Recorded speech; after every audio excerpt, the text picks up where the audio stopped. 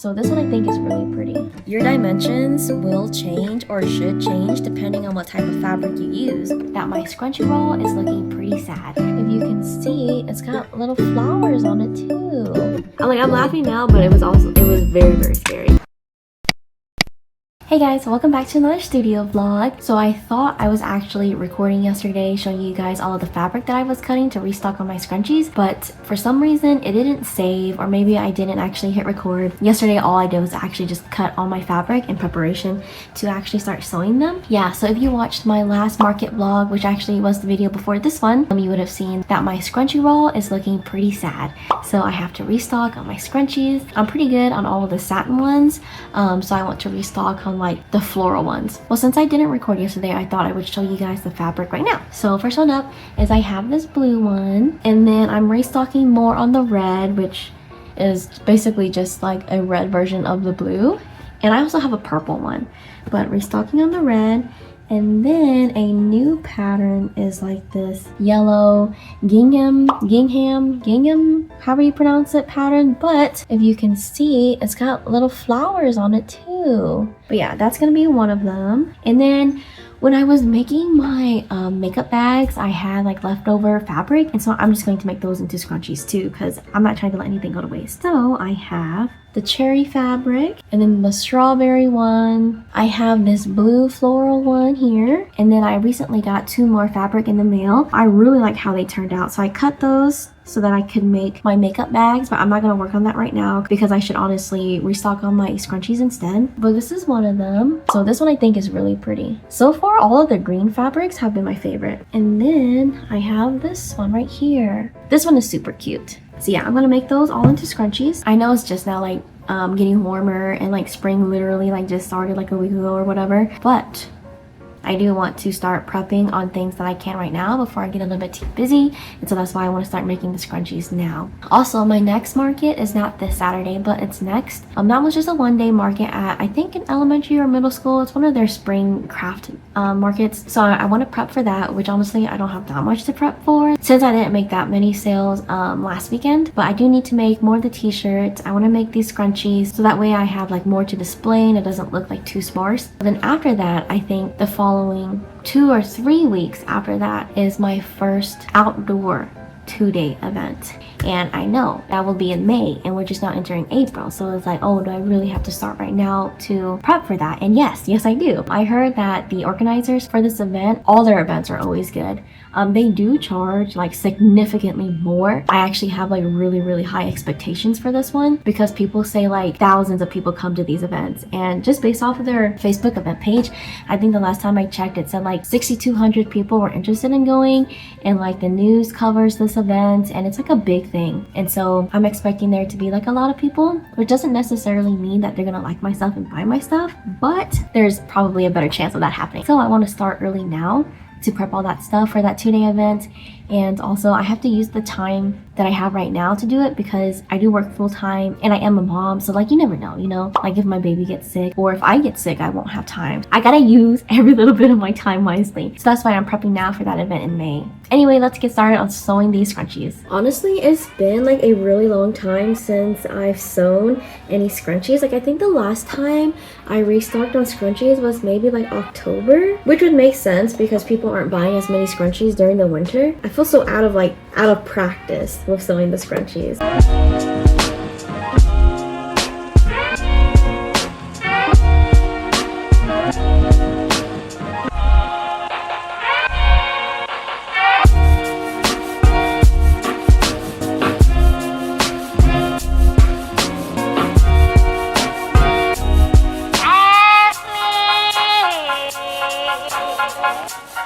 Okay guys, so you know how I was literally just talking about how I have to use my time wisely because I never know what's gonna happen? I was sitting here sewing, my baby monitor goes off, I'm looking at it, my baby screaming, crying, running back and forth in her crib, and then tries to get out, which is like the first time she's ever tried to get out of the crib. You guys, I shot up from my seat so fast, yelling at her from the baby monitor to get down, to stop it. I'm running up the stairs, my husband sees it, he runs out,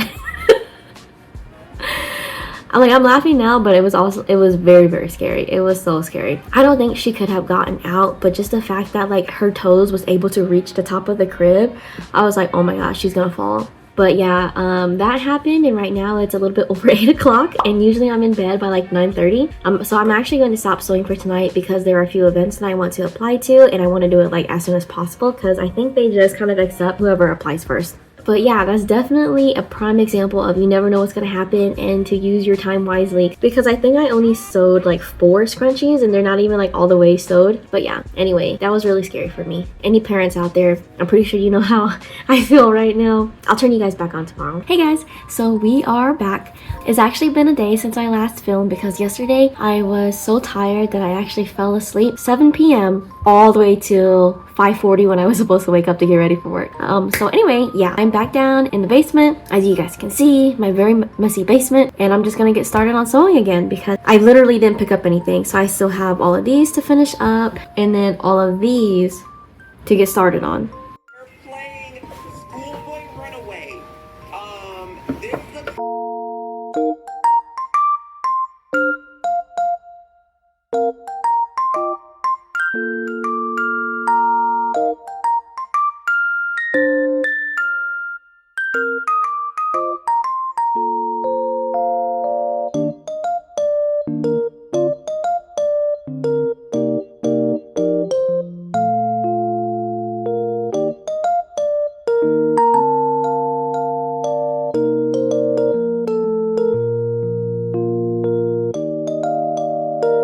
So I thought I might do something a little bit different in this week's vlog. I kind of want to show you guys how I sew scrunchies, which isn't really much different than how any other scrunchie tutorial would be. But I just want to show like how I do it instead of having like just a whole fast forwarded portion of this, which might be a little bit boring. But this blue floral fabric here, it is a cotton fabric. I want to mention that I use different dimensions for the cotton fabric versus the satin fabric versus a muslin fabric. I know a lot of people will say, oh, if you want to make a scrunchie, you'll do like a 5 by 26, which is a very standard dimension for scrunchies. But what I have found after like sewing so many scrunchies is that your dimensions will change or should change depending on what type of fabric you use, because some fabric are more scrunchy, some are more flowy, and some are more stiff. And so depending on how you want your scrunchie to look at the end, your dimensions will change. And that actually took me quite a bit to figure out what length and width is the best for the fabric that I use, because I want my scrunchies, like I do for instance like my flowy scrunchies, those it doesn't have to have a scrunchy look because I want it to look flowy, especially when you put it in your hair. But like for my satin scrunchies, I want it to have a more scrunchy look, and so all the dimensions are different, but they're all sewn basically the same. Okay, so you'll put the good sides together, you will sew along the short side, and what I do is that like I put my foot down about an inch from the top and I actually back sew first.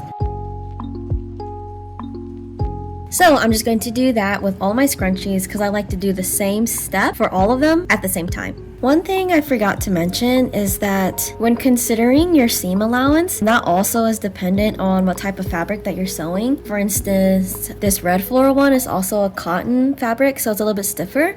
So I just eyeball about a 1 centimeter seam allowance. If I'm doing a softer fabric such as satin or muslin, I'll eyeball about 2 centimeters. But honestly, it's whatever you're comfortable with. So I've been doing this since the beginning and none of my seams have ever come apart, and I always like do a test pull after I've put the elastic into to make sure that like it's good to go before I sell it. For scrunchies, I just use your typical straight stitch. I believe whenever I turn on the sewing machine, the stitch width is 2.5, but I put it to 3. But again, it's whatever you're comfortable with. It might not even be a difference because that is just 0.5. Okay, so now what we're going to do is sew the long waves. So what you're going to do is fold it in half, flip it to where the seam that you just sewed is facing away, and then I believe this is called the burrito method, but you're going to fold one side in and like roll it in on itself because you don't want it to become unrolled, and then take the other side and put it together. Now I'm not pinching the first side that I folded because I don't want to accidentally sew it. And then basically what you're going to do is open up the seam here and on the other side. And then what you're going to do is sew across here, back and forth maybe like 2 times, and then sew all the way down. And honestly, I wouldn't worry too much about if those seams are completely flat or not. I've sewn some where the seams are not flat, and like there's no difference really. So again, I'm sewing with like a 1 centimeter seam allowance. Here you can see that this is the rolled part, and I don't want to accidentally sew it, so I'm constantly pushing it inside, and we just want to sew this outer part. Now once you get to the end, what you're going to do is you're going to just grab a small section of the inner part, the inner rolled part, and just pull it towards you. I tend to hold the end, the opposite side, so that it pulls towards you easily. And then again, I make sure to push the rolled part inside because I do not want to accidentally sew it. And then I just repeat that until I get to the beginning. If you've accidentally pulled out too much and you can see how the inside is coming out, all you have to do is just literally just push it back in. That's it. And sometimes I even take the rolled part and roll it again just to really make sure that I'm not going to accidentally sew it. So you'll know whenever you've made it back to the beginning because you can't pull anymore and you've reached like the part where you sewed it shut. So what I do, and be very careful when you're doing this, but what I do is that I like to leave only a centimeter of an opening. If that's a little bit too small for you to pull the scrunchie out or to weed your elastic in, you can go ahead and do like 1 inch, and I'll basically sew up to that spot. And I just eyeball everything, guys. Like, it doesn't have to be perfect because you're going to end up sewing this hole shut, but this hole right here is where you're going to actually pull it right side out and then also weed your elastic in. But let's go ahead and finish sewing all of this. Okay guys, so I have them all sewed. That's what all these little tubes are. So usually I actually don't finish these the same night. I actually like move on to a different project because I like to save these for when I'm hanging out with my daughter. When she's having snack or whatever is when I start to like turn all of these side out and like thread them with the elastic. But I just wanted to show you guys one all the way through. So I have my cherry one here, and I have like a pair of tweezers. So what I do is that I find that hole that I left open, and I just reach in and I grab like the inner layer, and I just pull like a little piece out, and then I just keep like pulling it out until I have a good grip to where I can just use my hands. Just going to pull it all out, and sometimes it's easier if you hold like both ends and pull.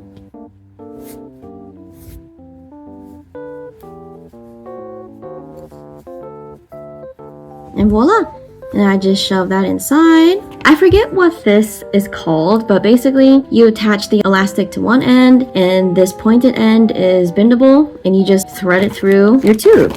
So all of my elastic, I cut them to either be 9 or 10 inches. And I like the thick elastic because I feel like when you tie it in your hair, it doesn't like fold in on itself, or not fold in on itself, but like it doesn't turn, and it doesn't make the scrunchie itself all weird like if you use it too much. So I like these thicker elastics. So I just put it in between the teeth, I clamp it down, and then I just thread it through. And just make sure to hold the other end of your elastic, otherwise you'll have to rethread it. Totally jinxed myself because I let go and now I have to rethread it, but that's quite alright because it doesn't take very long to do this.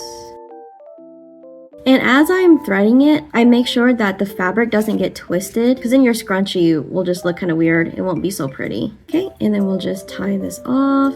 And like, I really test the knot. Like, I pull it as hard as I can to really test it because I don't want it breaking inside of the scrunchie. And then you just shove the knot inside, kind of loosen up your scrunchie, and there you go. There you have your scrunchie. And then I also like do a pull test. This is actually the first muslin scrunchie that I've made, and it's actually like really cute. I think I actually like this more than the satin one. Here goes my cherry scrunchie. Now this one I did cut to be 5 inches by 30, and I think I actually really like it, a 5 by 30. I might make a 6 by 30 just to compare the look, but honestly this is already like really cute, and it has a really scrunchy look to it. But yeah, the last step is to find that hole and just sew it shut. So I just sew it as close to the edge as I can, and there you have it. You have sewn your scrunchie. Easy peasy. So I'm actually going to end the vlog here, and I don't really plan on doing anything else for the rest of the night because it is already 10 o'clock, and I think the rest of the weekend I'm just going to do like admin stuff, which eventually I do want to show you guys all the stuff I do off camera, such as like recording all of my expenses, my revenue, updating my Shopify website, looking for craft shows, things like that. But that's going to be like a whole separate video. It's not going to be a part of like a weekly vlog. If you made it this far, thank you so much for watching. Thank you for clicking, liking, subscribing. I enjoy reading all of your comments, and I'll see you in the next one. Bye!